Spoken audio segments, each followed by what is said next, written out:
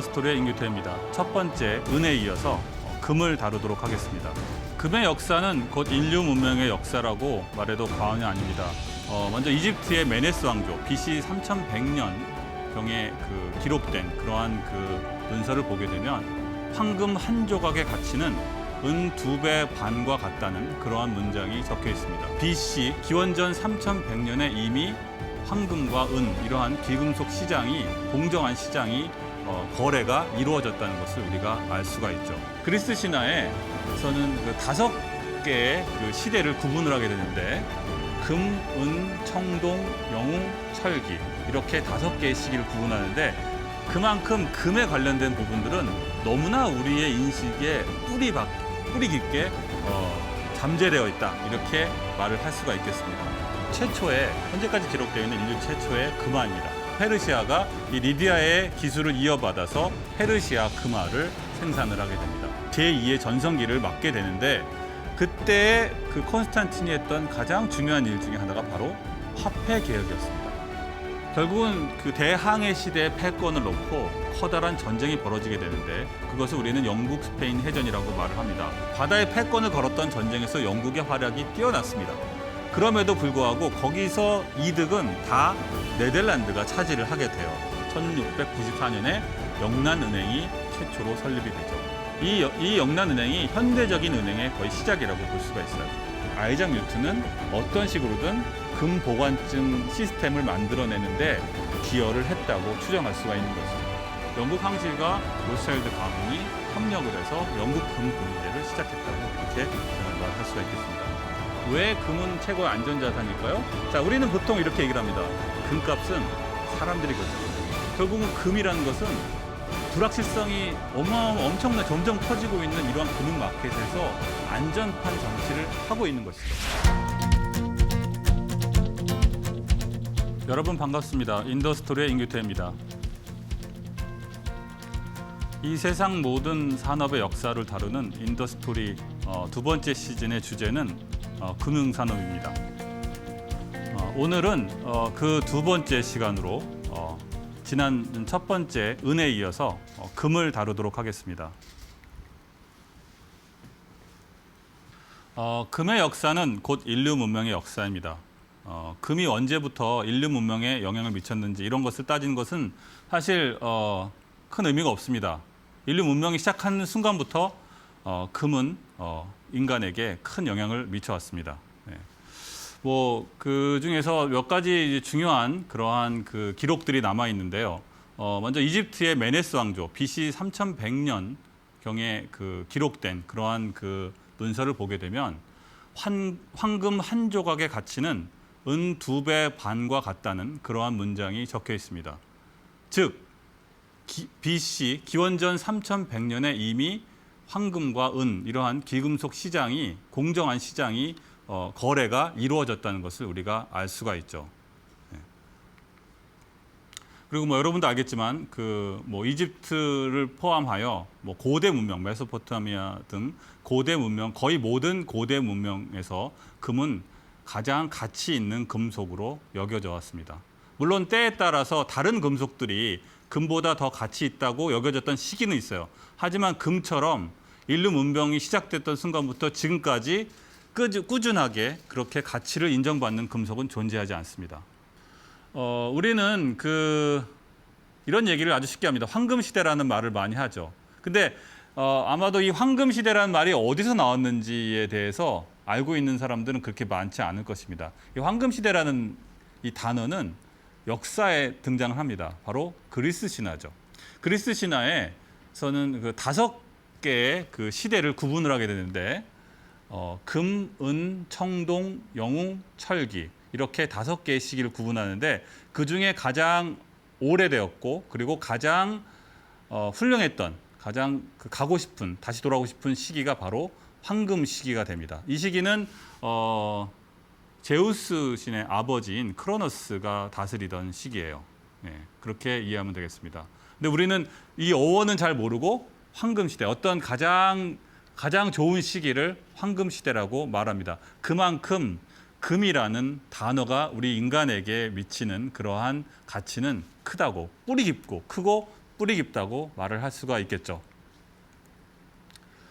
이제 기술적인 측면에서 그 고대 바빌로니아의 BC 1350년경에 이미 회치법이라고 해서 금의 원석을 가열해서 순금을 얻어내는 방법이 이미 등장을 하게 됩니다. 지금도 이 방법은 사용하고 있어요. 그러니까 여러 개의 불순물이 섞여 있던 금 원석을 1150도로 가열하게 되면은 그 농도의 그 밀도의 차이에 따라서 금의 원석과 그리고 나머지 불순물들이 분리가 되는 것이죠. 네, 이 방법은 지금도 사용하고 있다. 이렇게 말을 할 수가 있습니다. 그리고 우리가 또 많이 쓰는 말 중에 시금석이라는 말을 쓰고 있죠. 너무나 많이 쓰는 말이죠, 그죠? 근데 또 이렇게 생각해, 이 시금석이라는 말이 어디서 나왔는지 아마 이 생각을 해본 사람들은 그럼 많지 않을 겁니다. 영어로는 터치스톤, 그죠? 근데 사실 이 시금석이라는 것은 금의 퀄리티를 측정하는 그러한 방법입니다. 고대부터 내려온 방법이죠. 그러니까 금을 거래하는 상인들이 이제 주머니에다가 이 시금석을 갖고 다녀요. 그래서 그 예를 들면 반지를 판다고 하면은 그 반지를 이 꺼끌꺼끌한 이 돌판에다가 긁습니다. 긁어서 남는 흔적을 보죠. 그 다음에 자기가 갖고 있는 표준 14K면 14K, 24K, 24K짜리 표준 금 실 같은 것을 시료를 긁습니다. 그래서 그 두 개를 비교하는 것이죠. 당신이 팔고 싶어하는 반지를 긁었을 때 나온 흔적과 내가 원래 갖고 있는 표준 시료의 흔적을 비교해서 이 금이 얼만큼 퀄리티가 좋은지를 판단하는 방법이죠. 이것이 매우 오래된 방법입니다. BC 500년, 1000년 내려오는 방법인데 최근까지도 이 방법은 사용되고 있었어요.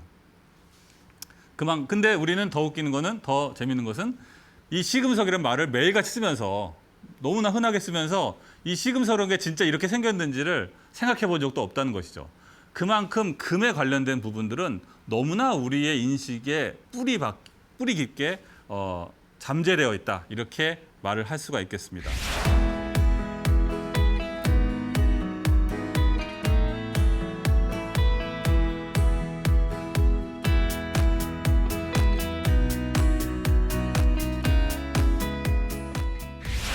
사자 문양에 그려진 이 금 덩어리가 바로 리디아의 사자라고 불리우는데요. BC 6세기경에 발행되었고 현재까지 기록되어 있는 인류 최초의 금화입니다. 네. 리디아라는 국가가 있었는데 지금 현재 터키 지역에 있었던 리디아라는 그런 왕국이 있었는데 거기서 발행한 금화가 되겠습니다. 그런데 이 리디아는 결국은 페르시아에 멸망을 하게 돼요. 복속되게 되죠. 그래서 페르시아가 이 리디아의 기술을 이어받아서 페르시아 금화를 생산을 하게 됩니다.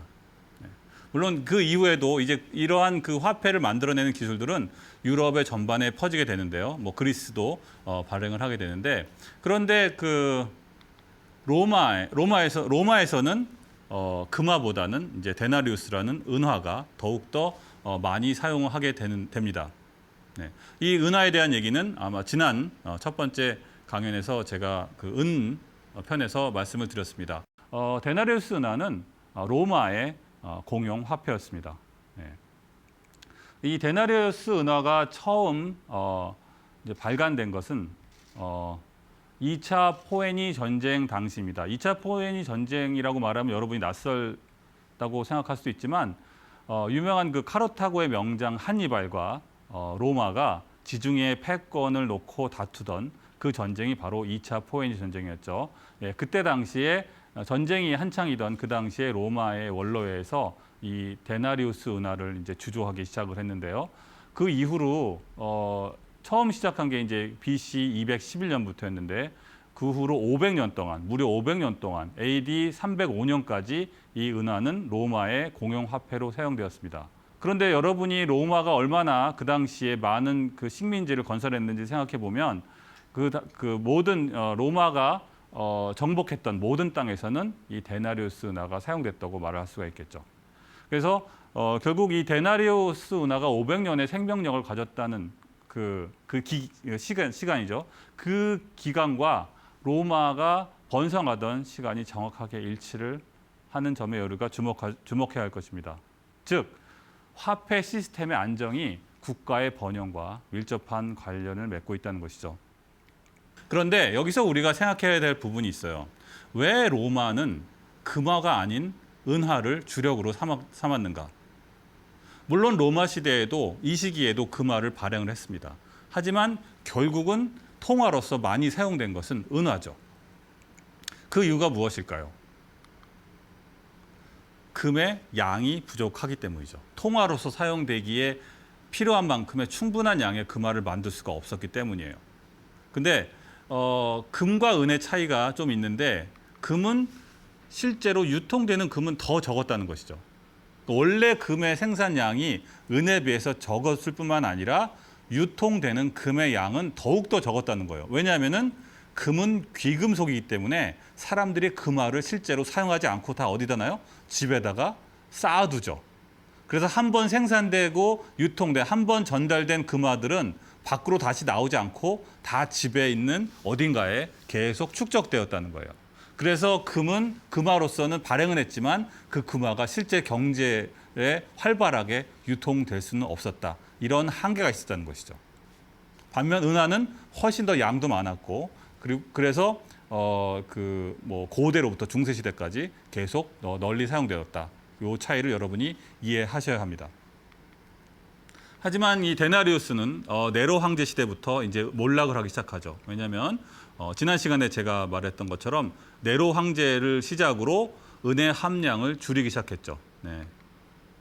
네, 그래서 5%까지 떨어졌다고 말했습니다. 이제 200년 동안 5%까지 은의 함량이 줄어들었어요. 그렇게 되니까 그 로마가 발행하는 은화의 가치와 신용이 떨어지면서 로마의 힘도 역시 같이 쇠락했다. 제가 그렇게 지난 강연에서 말씀을 드렸죠. 자, 그래서 로마가 이렇게 쇠락하는 상황을 다시 일으켜 세우려고 그러는 그러한 인물이 있었습니다. 그가 바로 콘스탄틴 대제죠. 콘스탄틴 대제는 무너져가는 로마를 다시 통합을 하고 그리고 기독교를 국교로 만들었어요. 그래서 다시 제2의 전성기를 맞게 되는데 그때 그 콘스탄틴이 했던 가장 중요한 일 중에 하나가 바로 화폐 개혁이었습니다. 그래서 콘스탄틴 대제는 이미 망해가는 그러한 그 은화를 대체할 수 있는 새로운 금화를 발행하게 되는데 그게 바로 솔리두스였어요. 예, 그래서 이 솔리두스 금화는 이후에도 많이 사용이 되는데 말했지만 중세 시대를 거치면서 그 암흑기를 거치면서 화폐 유통량 자체가 줄어들었습니다. 그 이유는 뭐냐면은 바로 신본주의 때문이죠. 신본주의. 네, 기독교를 기반으로 하는 신본주의는 축제, 그러니까 축제라는 것은 치부하는 것이죠. 부를 축적하는 것과 물욕을 드러내는 것을 죄악시하는 상황이었어요. 그래서 당연히 화폐 경제는 축소될 수밖에 없었습니다. 주로 물물교환, 일반 서민들 사이에서는 물물교환이 일반화가 되고 화폐 유통은 급격하게 줄어들었던 것이죠. 그래서 금화가 솔리두스가 발행을 했지만 대부분은 다 귀족과 귀족들 아니면 돈 있는 왕족이나 귀족들의 창고에 이만큼 쌓아졌다는 그렇게 점점 쌓아질 수밖에 없었다는 것이죠. 여러분이 영화나 만화나 영화 이런 데 보시면 중세를 다룬 영화를 보시면 문을 열면 그 안에 잔뜩 금은보화가 쌓여 있는 그런 것을 연상하면 되겠습니다. 아무리 금화를 찍어내도 금화가 밖으로 돌지 않는 것이죠.